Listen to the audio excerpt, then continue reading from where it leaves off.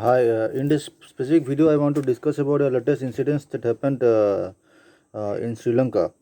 We can see that there has been an attack by certain Islamic fringe groups on the religious occasion of the 13th Friday, or we can say Friday the 13th, on a Sri Lankan church, in which actually more than 100 people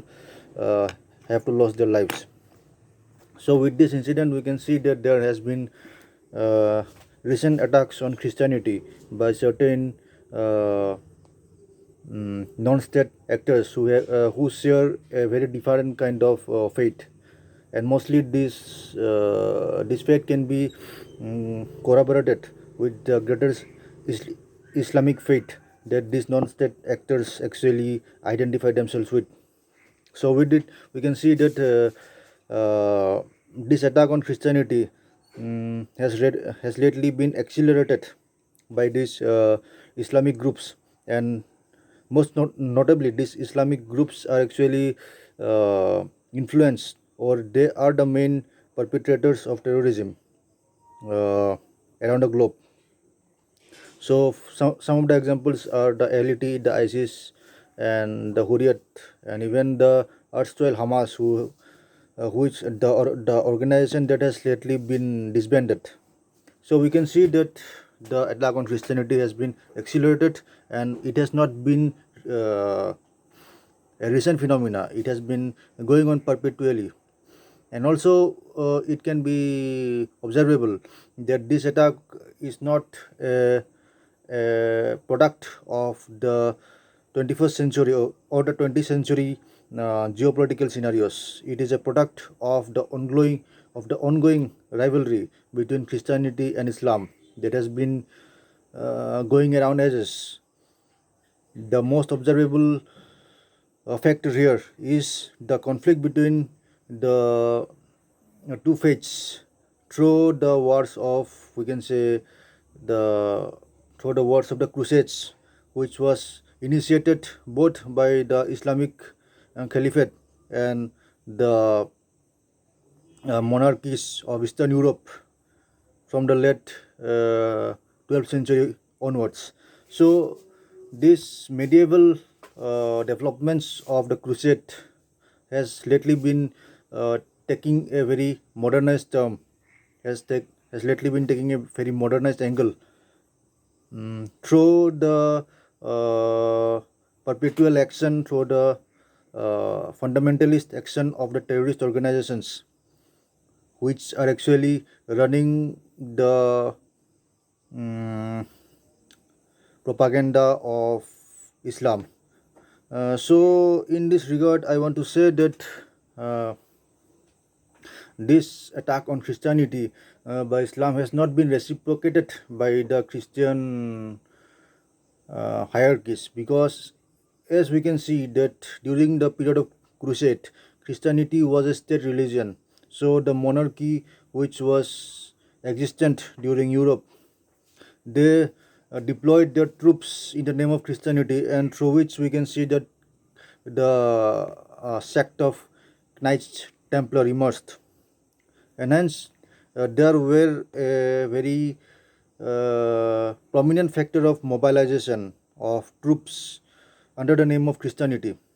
But lately, as we can see that the Western nations has been democratized, the Christian philosophies has been taken the form of a pure religious subject, but not as a form of a pure, we can say, political or an administrative subject. But and this also is the main element of a democratized state, because we can see that in democracy, the factors of liberty, equality, and secularism gives a religion uh, do not give religion the forefront space in its scheme of things, but it gives religion its own privatized. It gives religion its own arena to operate itself. So yes, we can see that as and how when the westernized nations get democratized after the industrial revolution, or even the democratization happened from the renaissance itself, the scope of liberalism and secularism has actually made religion one of the very factors, means one of the various factors which actually rules these democratic institutions. And and hence we can see that religion actually got a uh, secondary standpoint, or a secondary contribution towards the actual democratic building of these institutions. And hence lately, as we can see in the case of Europe and USA, uh, mm, state administration is not run by the religious influences of the Catholic Church,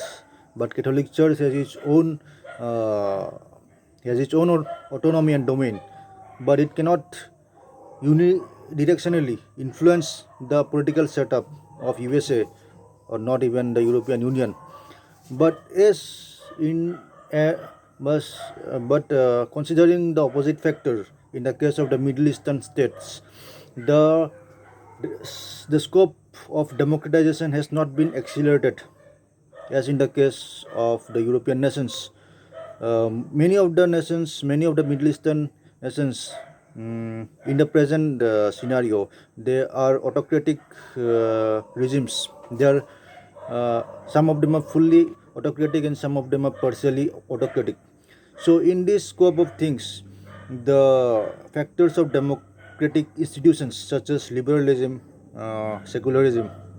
has not been permeated into its administrative and political uh, like mechanisms. So in this angle, the the religious factor has been very much predominant in their scheme of things, and hence the influence of Islam in the dictatorial regimes of Middle East has been quite prominent even in a modern day setup.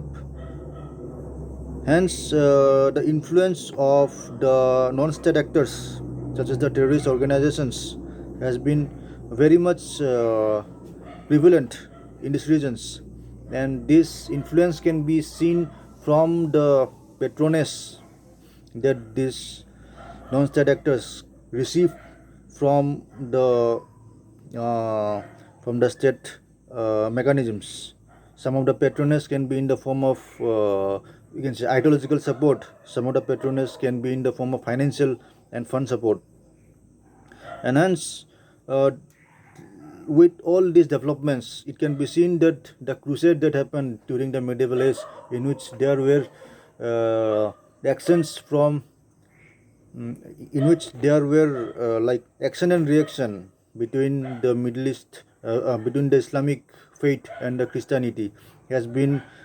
uh, taken the turn of a unidirectional movement, in which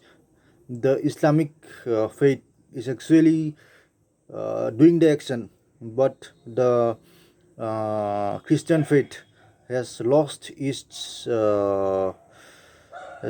mechanisms of a counteraction because of the entire democratic setup that has been taking place in the European nations, or we can say in the global north.